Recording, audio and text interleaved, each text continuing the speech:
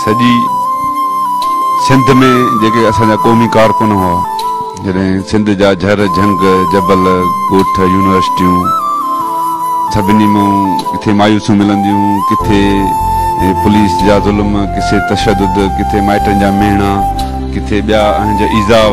सॼी सिंध जा सूर खणी जॾहिं सन पहुचंदा हुआसीं असां ऐं साईं GM साहिब सां असांजी कचहरी थींदी, हुनजो जेको मोहबत ऐं प्यार ऐं शफ़क़त ऐं बाझ असांजे मथां हूंदी ऐं वेही असांखे उहे कचहरियूं ॿुधाईंदो, कॾहिं कॾहिं वरी टेलीविज़न घुराए असांखे फिल्म ॾेखारींदो हो, जेको आहे सो